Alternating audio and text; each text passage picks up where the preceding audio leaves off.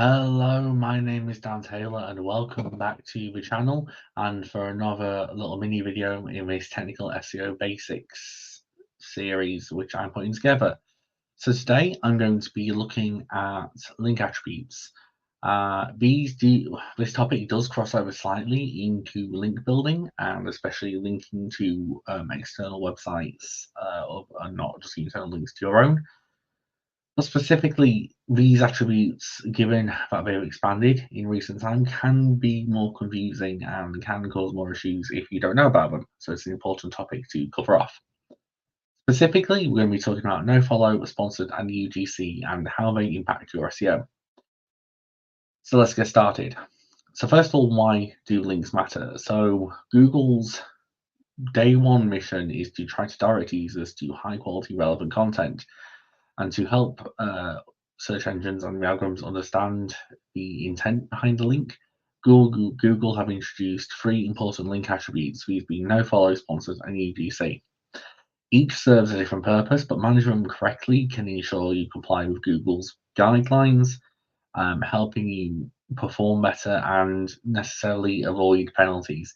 Now, since the Penguin algorithm was made real time, there are less link-based penalties and pure spam penalties being distributed, but from personal experience, I've seen at least 3 in the past 12 months for egregious link activities. They still do exist. So, whilst implementing these isn't necessarily going to be groundbreaking, massively impactful, and produce a high ROI, for the worst offenders, there are still penalties being distributed, so it is worth keeping an eye on and being aware of. So first of all, what are no-follow links? A no-follow link tells a search engine not to associate the linked content with your site. So this would be the rel equals no-follow within the A tag where the href of the link goes. Now, originally Google introduced no-follow links to tackle spam, especially things like blog comments and forums and areas of the internet which are being gained for external linking purposes, predominantly being exploited by SEOs to point links to client sites, pass on a form of page rank through the link, improve authority, etc. In 2019, Google just did how it treats no-follow links, and now they're considered hints rather than strict rules, meaning Google may still crawl and follow with link paths at its own discretion. Now, how Google crawls a link and if it follows a link, that is something else, but that's something we'll come on to a different video.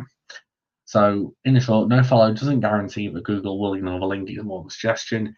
If you're running a website or client has a website which has a heavy comment section, I would probably look to include the no-follow as standard, as well as heavy spam mechanisms, because even like today, most WordPress websites have the comment sections being exploited, as do most comment sections, by automated spam to try and build links, as many links as possible, in a kind of gamified, spamming manner.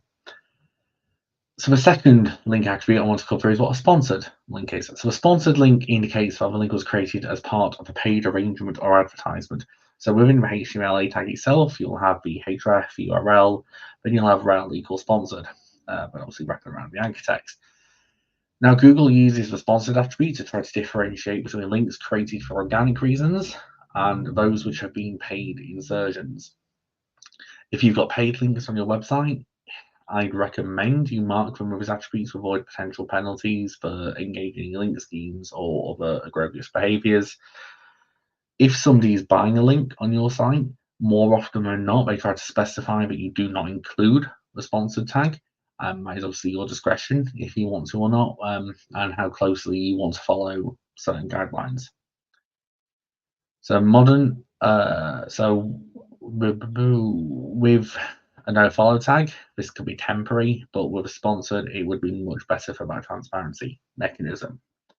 So the third and final link type I want to kind of cover off from this is the UGC. Now, UGC is user-generated content, and it's content created by users. So this covers again things like forums, social media posts, comment sections. Similar to the other two, in the same A tag, we'd have your href and the link. You would just have rel equals UGC. So these attributes tell Google that these links have been created by users and not by the site's authors. Some modern content management systems will automatically add the UGC attribute to user comments or forum posts, making it easy to manage. Again, just from spam exploitation that even still happens now in 2024, I would look to put the UGC on anywhere where a user can leave a piece of content publicly on your site, whether that be a forum, a project board, a comment section. But importantly, with these attributes, you can use more than one. So in some cases, you actually need to apply multiple of these attributes to a single link. So for example, in a user forum, you could use both Nofollow and UGC. If it is someone paying to publish on that forum or paying to publish on that page yourself, you could do UGC and sponsored to both tell Google that this piece of content is not endorsed by the site authors and it's also a paid piece of content and it's a paid link necessarily.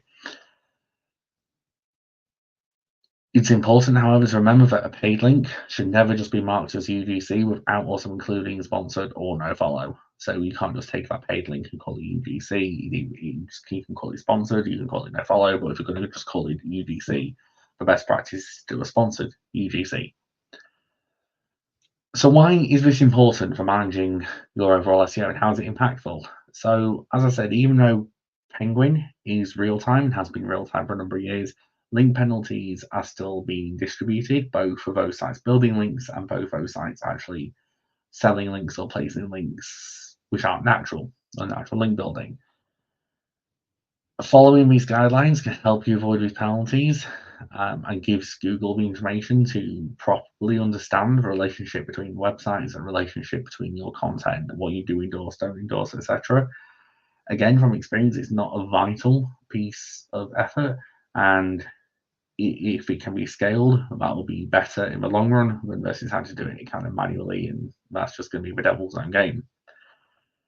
So I'd keep an eye on the links going out from your site, manage your sponsored content correctly, and ensure that all user-generated content is marked up correctly with UGC and nofollow, or even better, in most comment sections, remove the ability for links to be placed in the first place.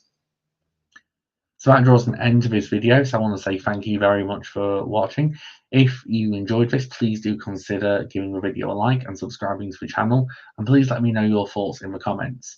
If you're enjoying this overall Technical SEO Basics series, there's a few videos left in this. But if this is your first video in the series, please do check out the other ones and also the other content on the channel. Thank you very much for watching.